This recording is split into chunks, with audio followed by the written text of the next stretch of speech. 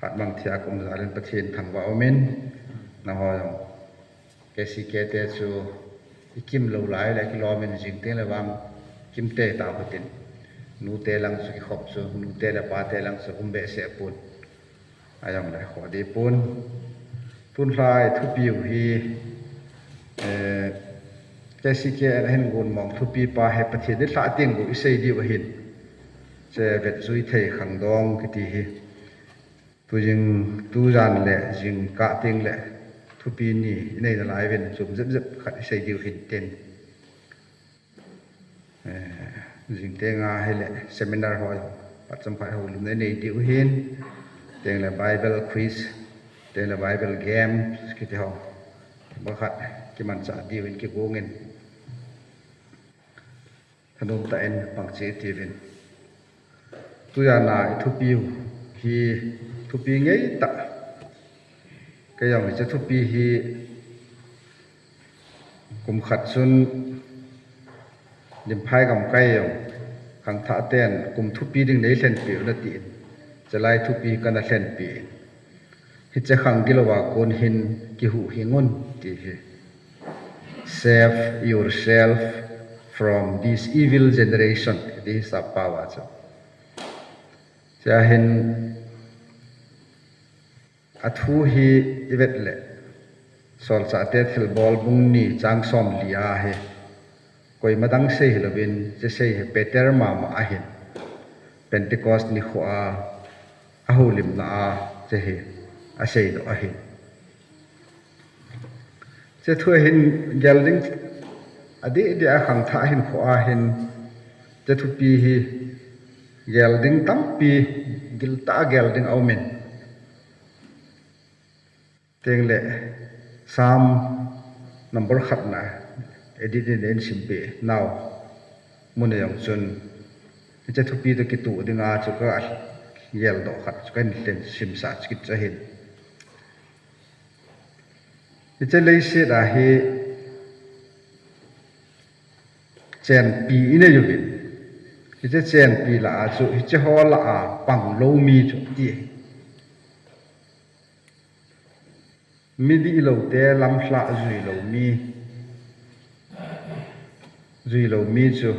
มีจอนเสตลำสละจุยโลมีนุนนูมาฮีมาสุนเลจานาประเทศทูงาจาประเทศประกายดานทุเจงาคิปามีชอดสุเฮเดียฮีอดีแต่นี่ให้คิดตัวเองฉะนั้นใส่เดียวเห็น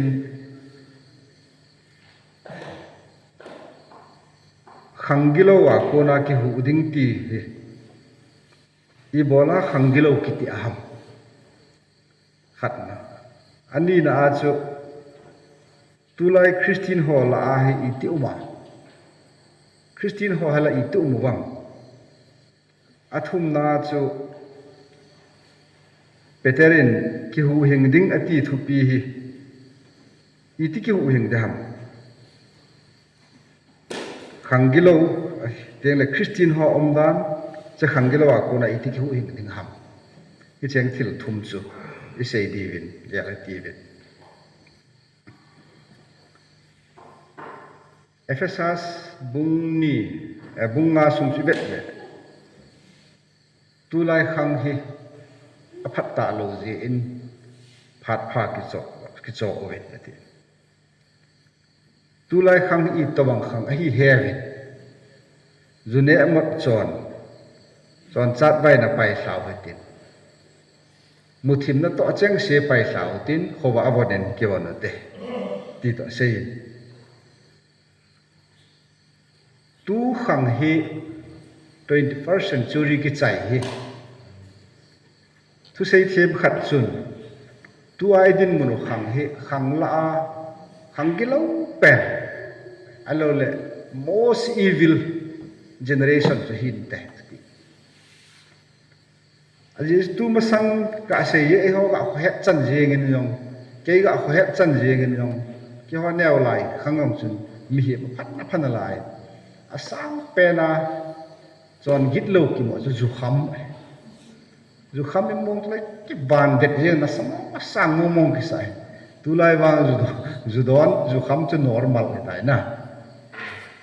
dù khăm cho coi mà nó thupi à coi ta alo bồi pi dengan orang kigel ta lo mà sang vang dù khăm mu lại tí cái hoạt riêng nó mấy orang dù khăm mu ai lại cái chát đan riêng lại cái neo lai chun hep bây giờ kain cái chi sun an ki pu ji hin hung lam teng le bu hin ki ne pa ba dunga ai le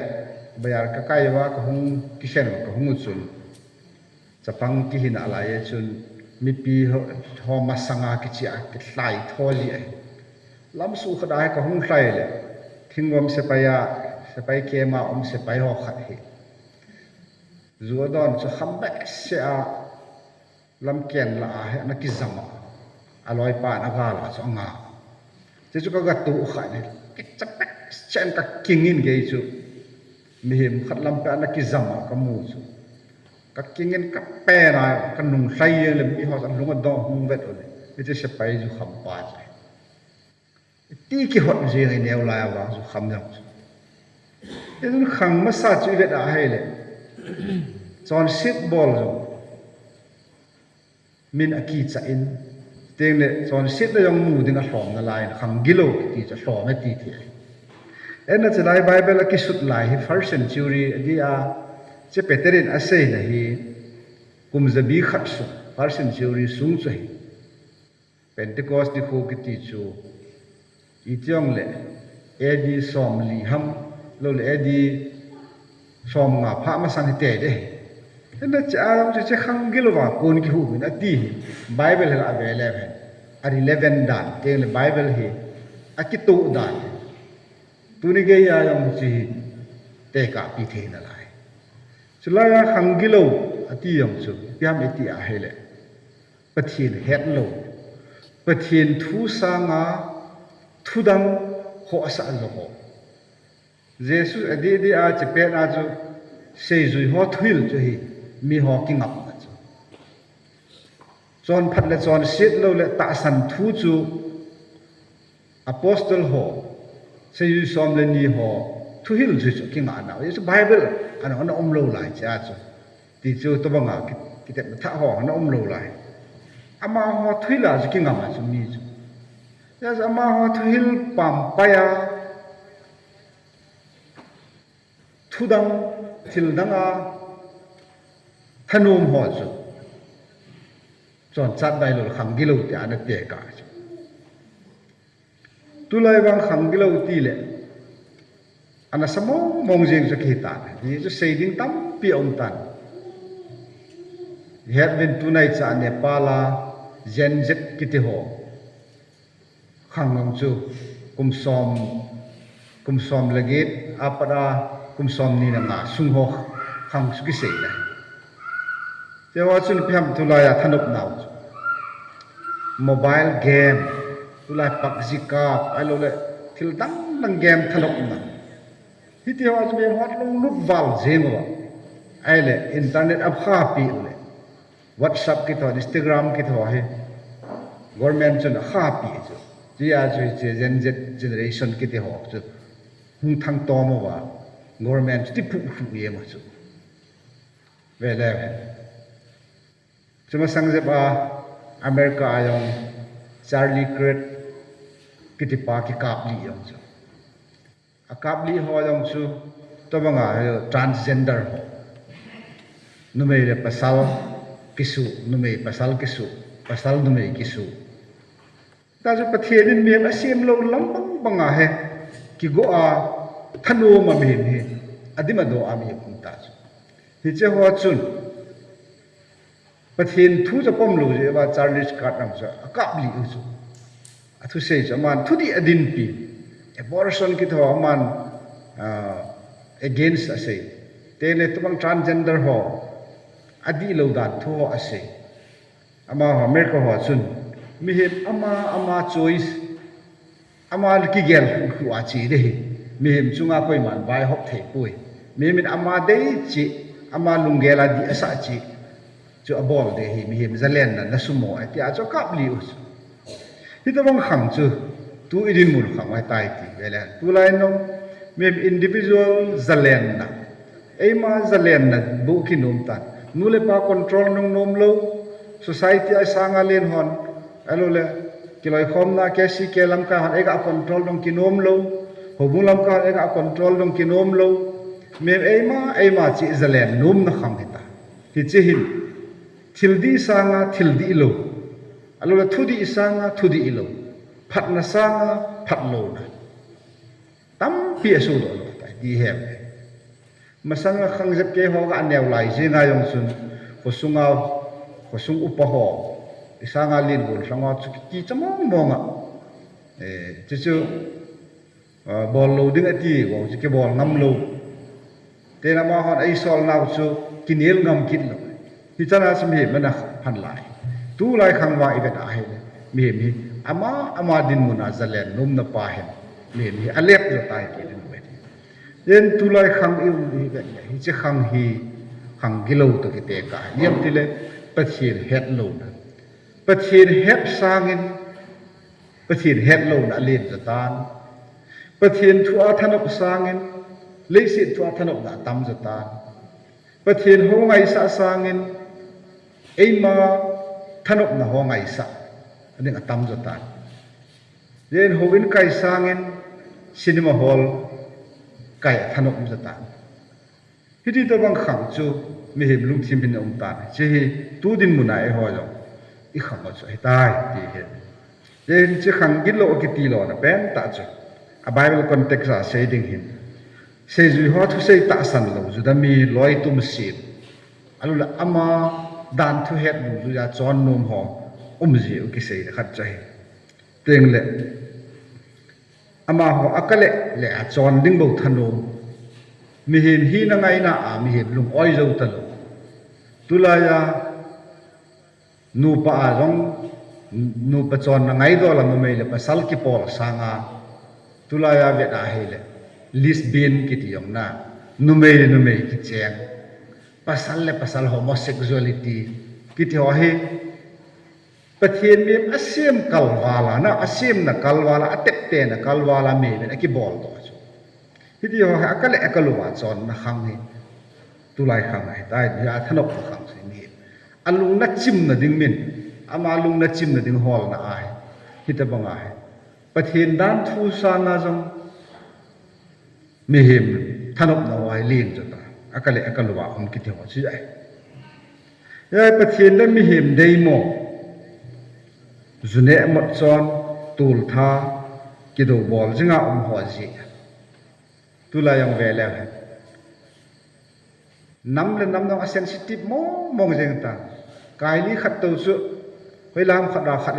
ku ki khat ga avo kha le kai li pum piu pang yin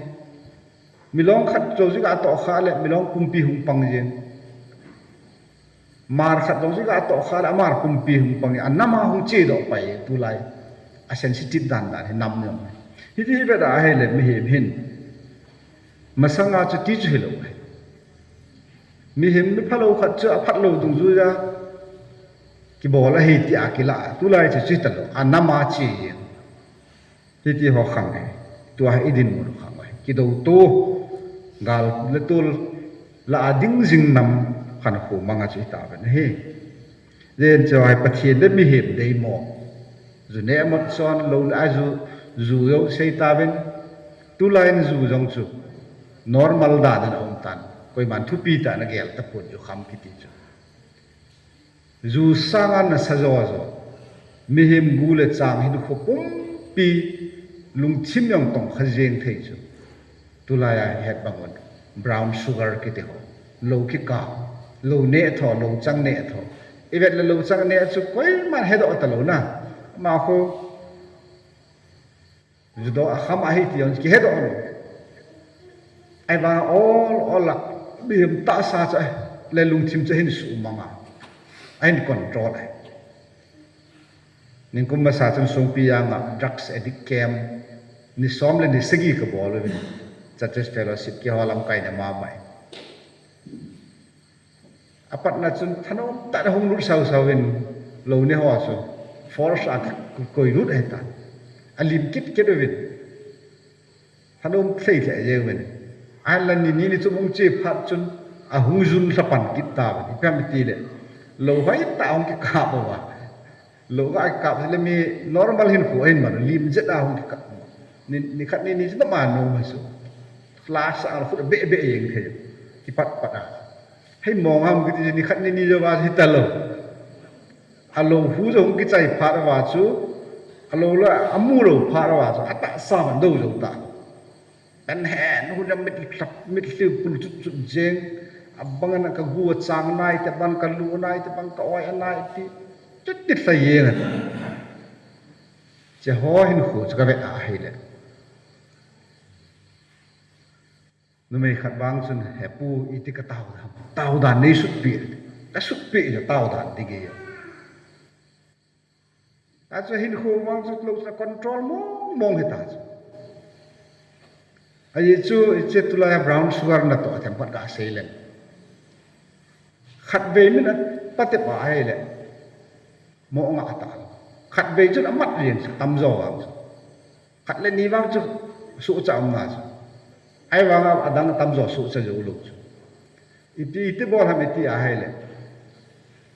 ลูกจะก็อากับเตียงว่าให้เลยอินสุงอานุปาสุงอาลุงใช้เลวนะลอยกอลสุงอาลุงใช้เลวนะไอ้เลวเลย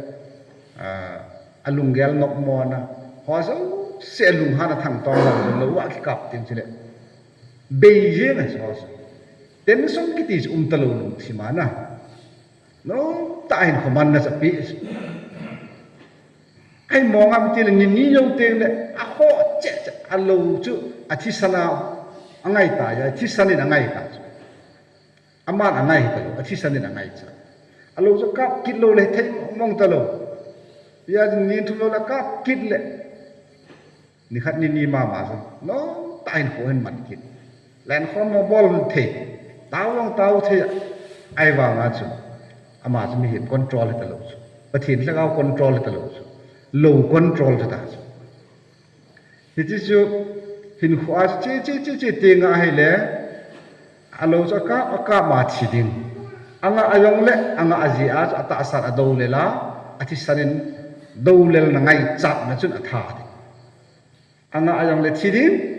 อ่างอาลูองเล่ทีดิ้ง This is a risk standard. Jene mitia hele anga atenga hele atasan azota lo. Mihema resistant power, mihema hinthe na ema ki control thai na paha akisumanga ta. Hiya chu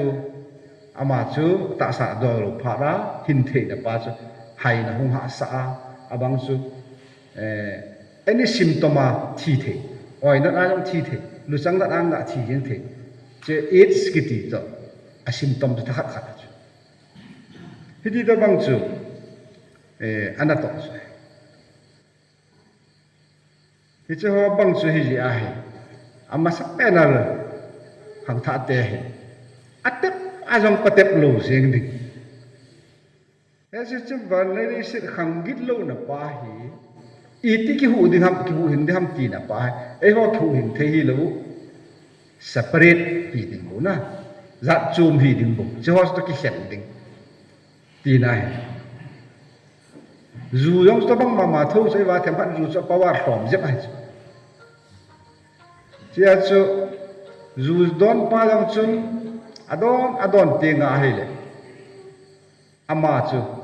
mi hem lung chim ai ma will power hello le ai ba kho het na ki ti pa hi thil dang power dang khan a control til mi ta ki ma ya pathin ta san te chu ipin ai control la ti le pathin tlaga bin ai control de ti chu bible chu na ta salung de ya hin wal na chi di rin pathin lagao wa na hin le wal na hin di hui ti chu cha chu pathin lagao kai hoi ki ti chi pa mi ti a hai le hi cha ban noi le set job lo wa pathin thu asun azana sim mi ho chu ti chu sam bible chu mi chu bi gi lo te lam sa job lo mi ho chon lo mi ho ai ho chun pathin din thil hi ibol ding aseja ibol lo ding yo ase chu na adam de i ko ma chu abol lu ding sei chu pe abol lu de chu kun lai lu nga thei ga cha ne lu ding cha bol lu ding a sei chu adang wang cha bol thei ding a sei pi chu abol ding pa abol lu ding pa chu abola hi le abol ding pa cha bol thei abol lu ding pa cha abol lu wa hi le abol ding pa cha bol thei ding ji ki dai ye chu abol lu ding ki ti pa chu abol ta ji a chu abol ding pa cha khat cha abol thei taประเทศก็จะมันละอัตันตายาใช่ไหมนี่มันสาบอลไทยตาเรามีหิมจุประเทศสักเอาตัวเจนขอมาให้เลยโอ้มีหิงหิดีจุที่จริงเต็งแหละสิมันดาราไม่ใช่เดียวดีเทลจุนะที่ต้องบังอาจจูเอ้หัวตรงที่จะวันนู้นสิรักกูนะตัวลายคริสเตียนหัวไอ้ขี้หูหิงไทยน่ะดีว่าจูที่จะดึงอะไรอีพิฮัมดีเลย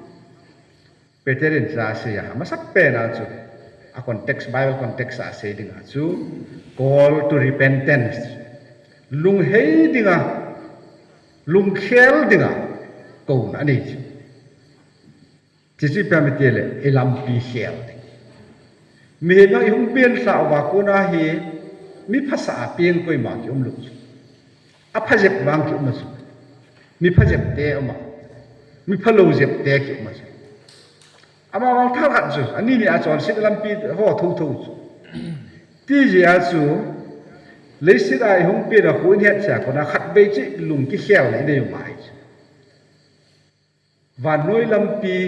ka da sa tai ke man thi na he je wa noi lampi da sa na dinga chen jing ki ti ei ma ana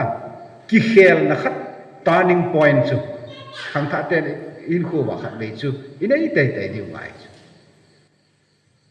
inu ipan ai ni hil na akon hobung lam kan ai ni hil na akon na jong hinge i attitude ilo le ilung thim ilung put chuna khel na wa thei chu chi pam ti le nang nok le nok lo wa ki ngam chelam pi wang en zui ta pong ke te chewang da sa ta nge chewang bol pong ti anangin nalung sima ki kham ga na khat na de ya ai le ti chu nang nga turning point chu ahin la mihim ki ha bola silpha chon di bol dinga righteousness hi dinga mihim ki ha bol wang ki hing de lo chu chelai ta ji a chu ki pan thu pha nga ya chu chelai ta ya chu Jesus Christ ki pan thu pha apan lo wa ai le mihimin ama lu khel ki wa chu hu hing zo lo chu chu ti le budi so chu mi chon pha chu hu hing yeng di chu na ai wa ama ho chang ki hu hing the hi lo ji ba ama hon chon phat na zo ki hu hing de tiu chu Gautama Buddha chu na le small there it four parts sei chu na four noble truth thuta bul thu li tele eight four parts lampi di zui ding pat gate hop khen chu hi chawa chu chon phat na lampi ho dinga sei chu ama men chon phat na lampi ki su di pa keu chun ei hu hi ngoi ha chelai ta jesu ta san tu ngai apat na pen se sei be kit le han hi che van noi corruption rejection of corrupt society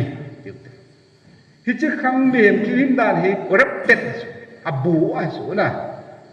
nul na umai hi che van noi khang chai pu hi che chu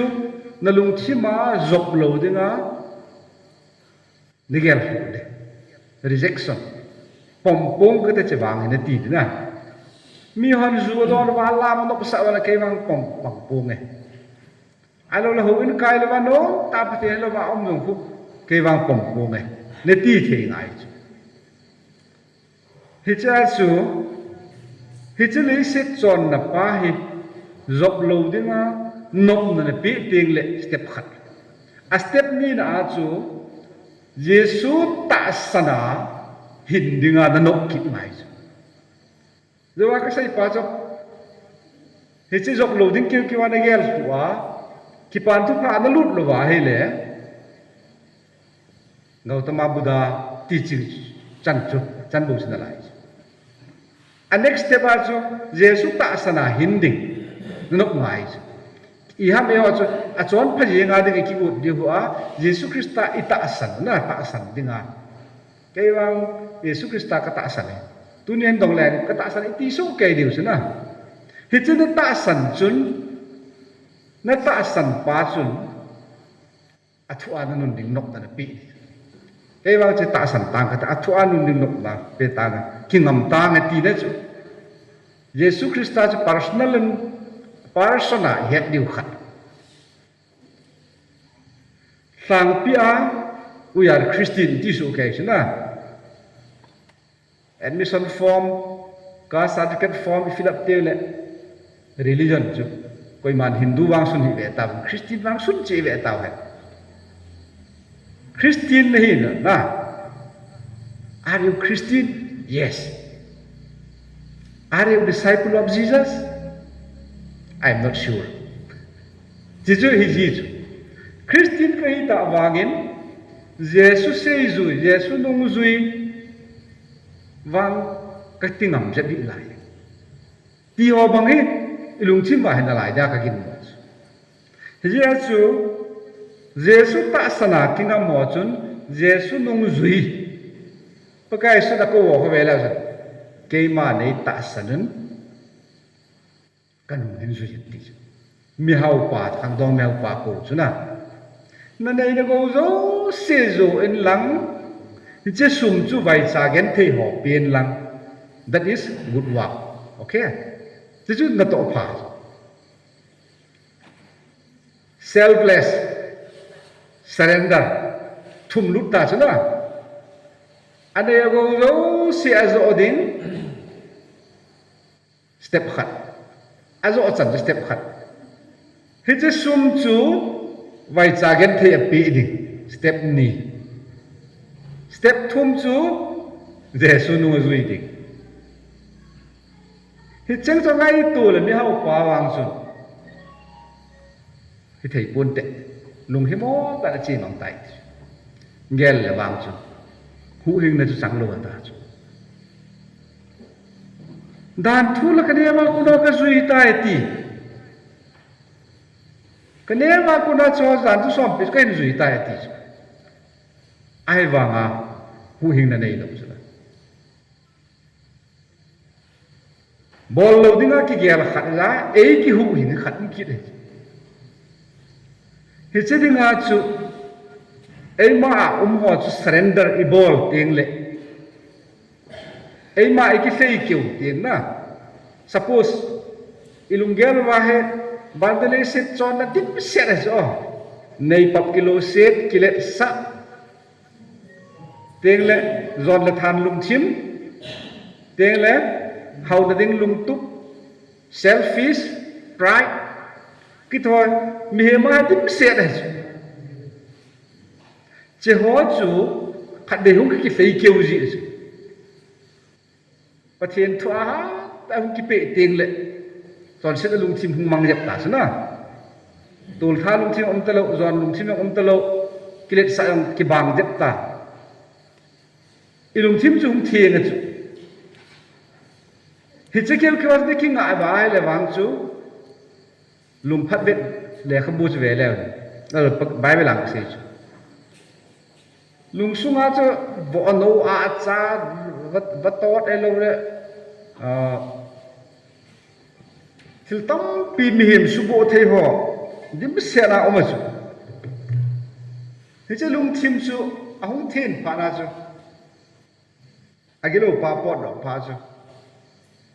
asunga om pa va le chen na ho la mu lo pha ra chu ka chen na lui ma che ki tange aga bet le mi him pa lung thing se la na om na lu chu nom ki da ta chu na lunga thiên kiu kiu am sing lo a fill up ngai chun lu gel hi chelai ta chu khat be nong ki sei kiu te nga hai le na fill up di chu Jesu ta san pa pathian thu eo a pathian thu ki ti pa chu na sagau thu chu sungwa adim ki ngai chu bible thu na het lo wa tàu na yong tàu na an hin hu na sunga hai tàu ding ngai chat na ni ya tiếng lệ na tàu zinga pathian ba choi la na sa lol bible lang na lung sunga hai a chen zinga hi le agilo pa hung thei lo so an lung theng keu sia ma ayong le chom lo le agilo pa chen wa sia so lut nom ki de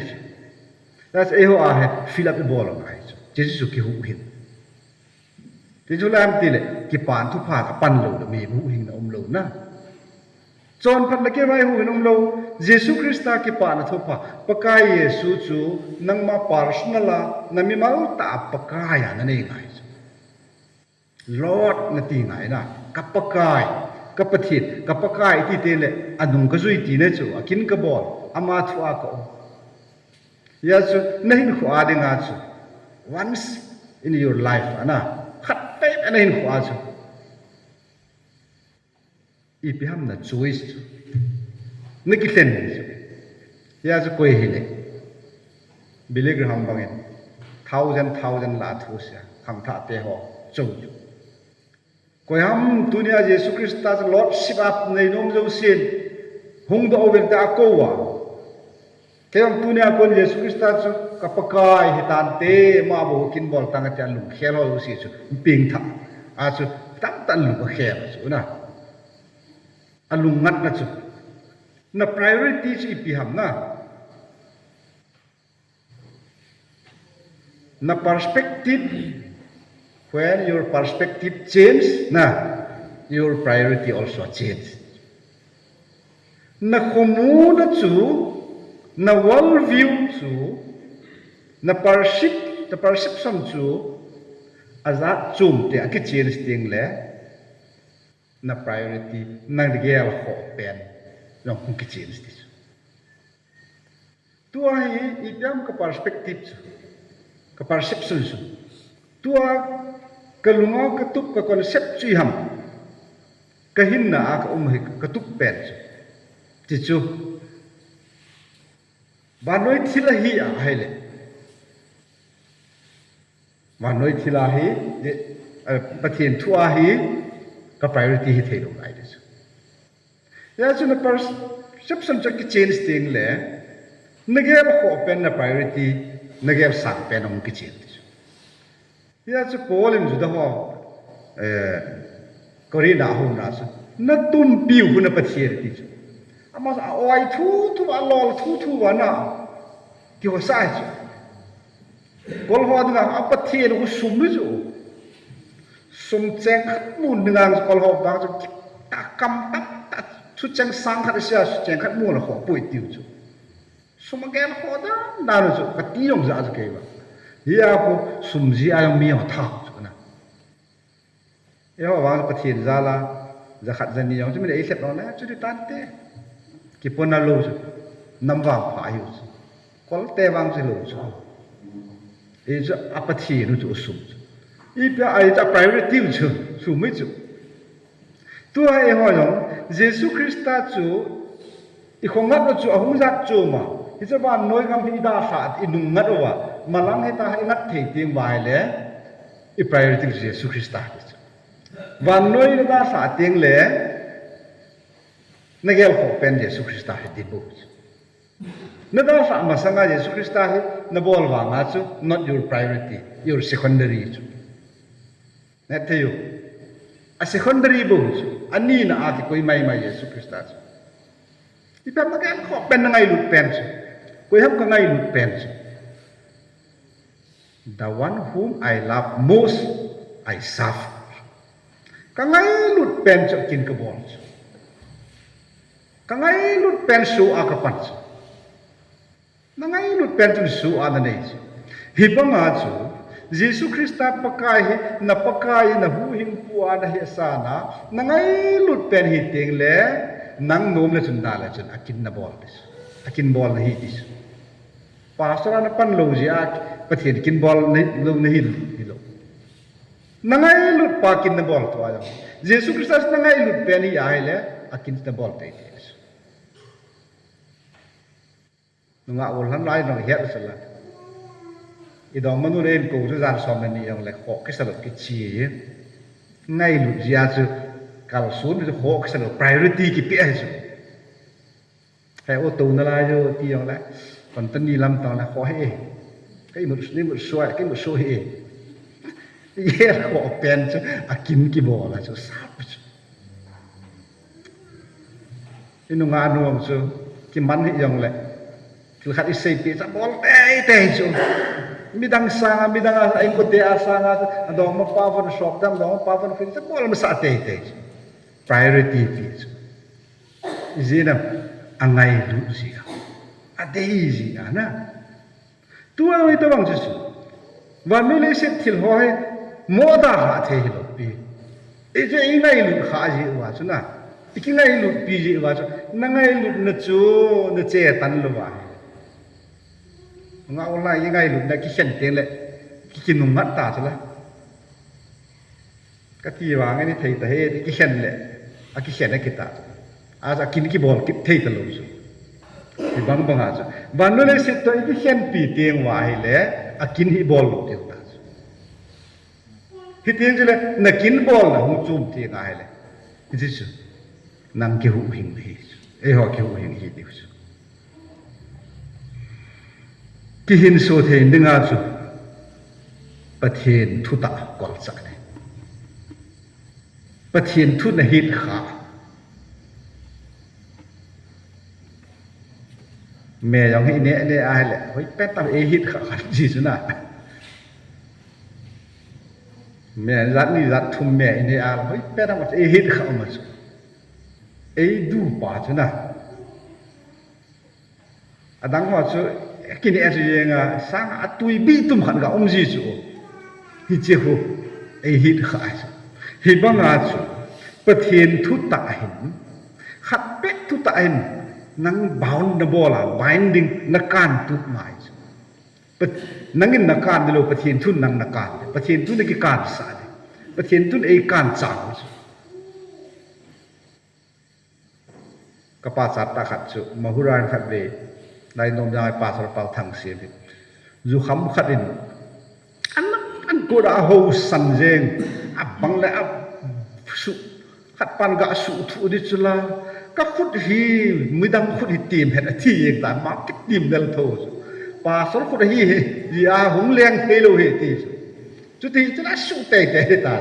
và cái tìm đó chứ sẽ làm cái gì chứ chú đã can gì cái tìm đó chứ nào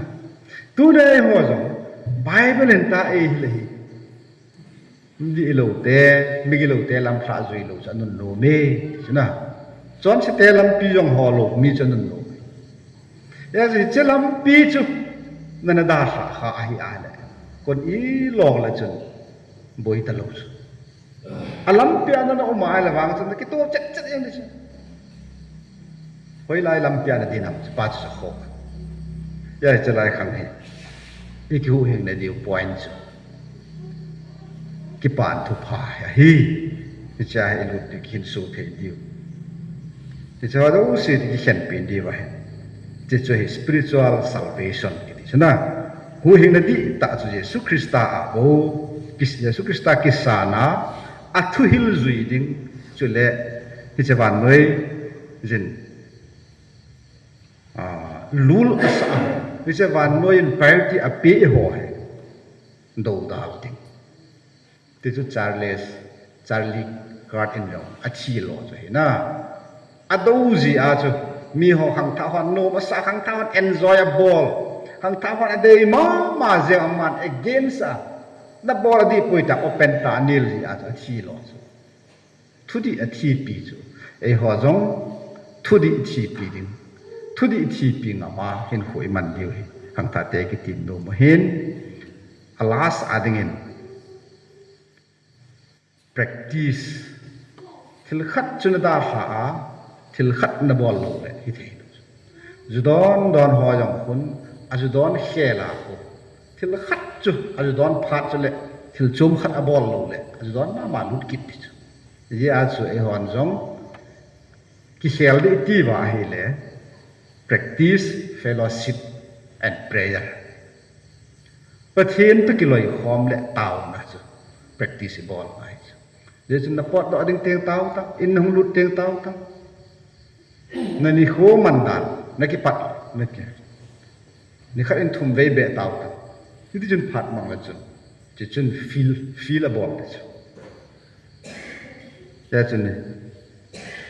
khó vã trả tiền bằng à hình đinh khó vã nuôi ra hình đinh vã trả tiền hình đinh một thìm salva thế hi điều tiếng cho lệ chỉ chú tuân la Thupi và con ai khil nào chân chơi hen lắm yêu lim na ho nung thìm gil tan cái chín chi tivin bát thế din iman cha chi thế ne tivin